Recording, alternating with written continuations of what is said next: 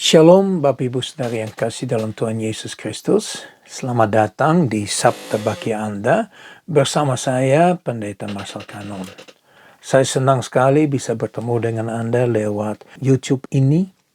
Saya senang. Kenapa? Karena dikasih kesempatan untuk kita belajar firman Tuhan terus menerus. Saya percaya YouTube yang kita dapat pakai hari ini, ya, itu menjadi satu jawaban daripada doa untuk menyampaikan firman Tuhan di seluruh dunia. Ya, saya kadang-kadang melayani di beberapa tempat dan yang ikut dari seluruh dunia.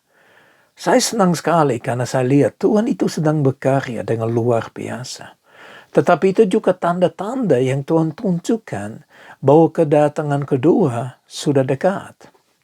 Makanya mari kita membangun satu keintiman yang lebih lagi bersama dengan Tuhan.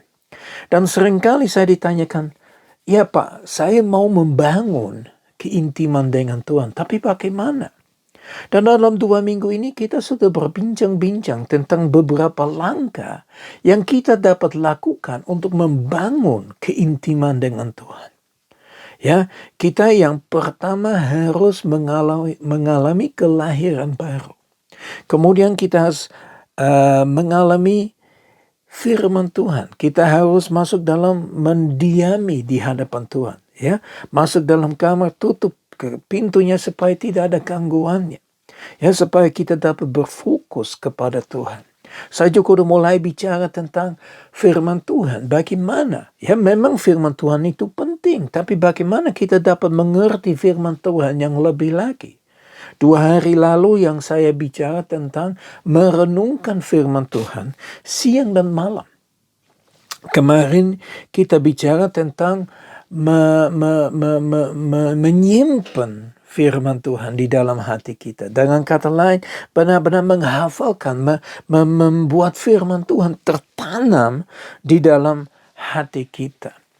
Nah, hari yang ketiga saya mau bicara tentang hal yang ketiga soal firman Tuhan.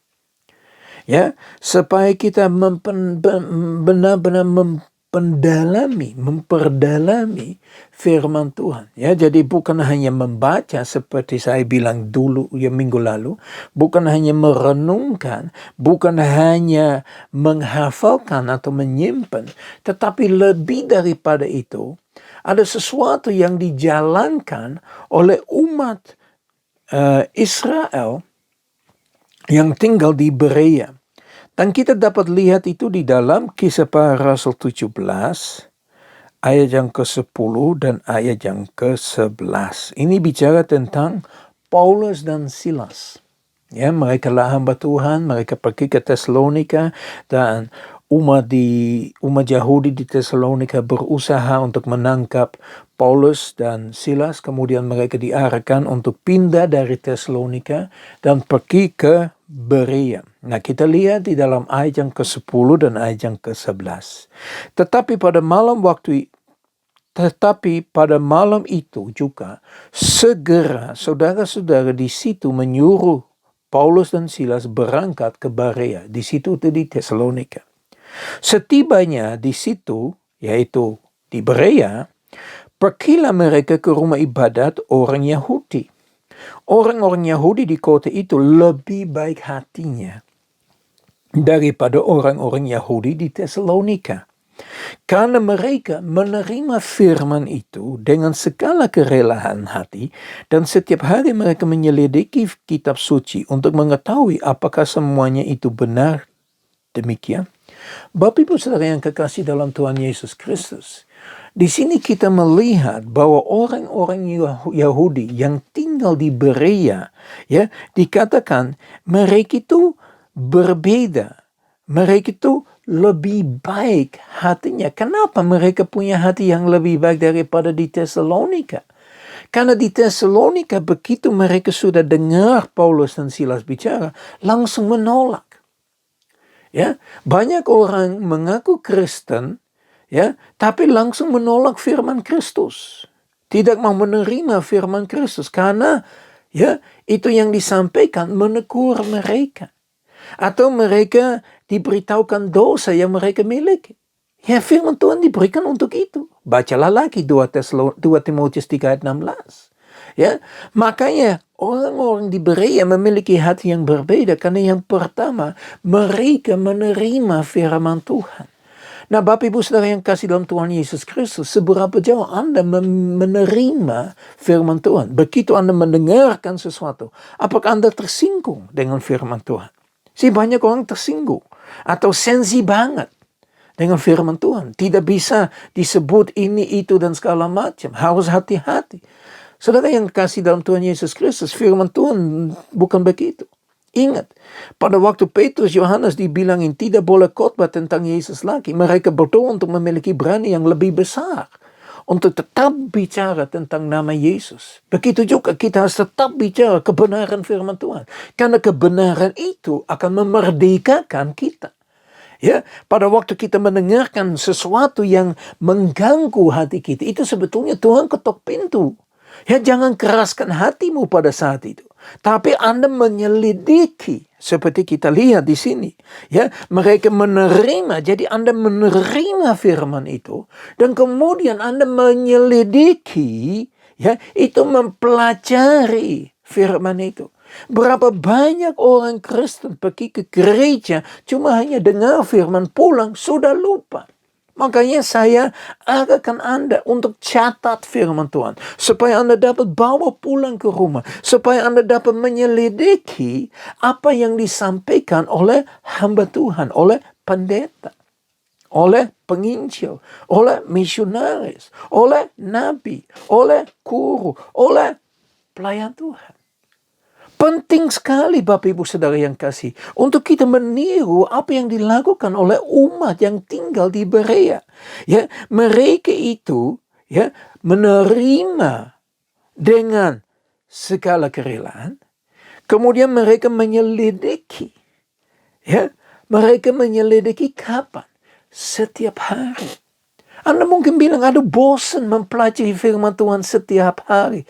Bapak Ibu yang kekasih dalam Tuhan Yesus Kristus, ada begitu banyak kebenaran yang kami tidak pernah akan menemukan kalau kita tidak menyelidiki firman Tuhan itu setiap hari. Anda berkata berapa ribu ayat di dalam 66 buku ini. Dari Kejadian sampai Wahyu. Semua diberikan kepada Anda dan saya, supaya kami dapat mempelajari kebenarannya. Supaya kita akan menyelidiki kitab suci, firman Tuhan. Kita dapat menyelidiki firman Tuhan supaya kita mengetahui. Ya, umatku binasa karena tidak mengetahui atau tidak mengenali Tuhan. Ya, makanya kita mengetahui atau kita mengenali Tuhan. Supaya apa yang kita pelajari, apa yang kita selidiki, kita akan sadar benar atau tidak. Apa yang disampaikan benar atau enggak. Bapak Ibu Saudara yang kekasih dalam Tuhan Yesus Kristus, ini sesuatu yang sangat amat penting untuk kita selidiki, untuk kita renungkan, untuk kita membagikan, untuk kita menerima. Ya, dalam 3 hari ini kita udah bahas 3 hal yang kita harus lakukan dengan firman Tuhan. Merenungkan, menyimpan, dan menyelidiki. 3 hal yang sangat amat penting supaya kita dapat bertumbuh, kita dapat mengetahui yang mana benar, dan supaya kebenaran itu ya akan memerdekakan kita. Tidak ada keselamatan di tempat yang lain kecuali yang datang dari Allah Bapa di dalam Yesus Kristus oleh kuat kuasa Roh Kudus. Supaya kita dapat bangkit mengalami Tuhan dalam seluruh aspek kehidupan kita. Mari kita berdoa. Bapa kami yang di surga, kami bersyukur untuk firman yang Engkau berikan kepada kami pada hari ini, di mana kami diingatkan kembali betapa penting penyelidikan. Betapa penting untuk kita bukan hanya menerima firman dengan segala kerelaannya, tapi lebih daripada itu Tuhan, untuk kita menyelidiki firman Tuhan, supaya kita tahu apakah itu benar ada. Bapa kami mohon, berikan kami roh penyelidikan, atau penelitian, supaya kita mempelajari dengan sungguh-sungguh. Kita akan mengenal pribadi Engkau, kita membangun keintiman dengan kita tidak akan dengar pada satu ketikanya, aku tidak mengenal Engkau, hanyalah daripadaku, hai kau perbuat kejahatan. Hari ini Bapa, hamba berdoa, ada terobosan terjadi, terobosan rohani terjadi, atas satu kerinduan untuk umat-Mu menyelidiki firman Tuhan itu. Biar kami dapat merenungkan, kita dapat menyimpan, dan kita dapat menyelidiki firman Tuhan. Dalam nama Tuhan Yesus Kristus kami berdoa. Haleluya. Amin.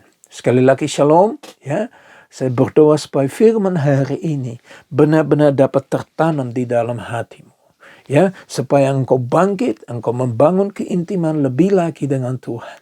Ya, supaya maju terus bersama Yesus. Kiranya berkat dari Allah, kasih karunia di dalam Yesus Kristus, persekutuan yang manis dengan Roh Kudus menyertai Anda mulai saat ini sampai Maranatha, Tuhan Yesus datang kembali, bahkan sampai selama-lamanya.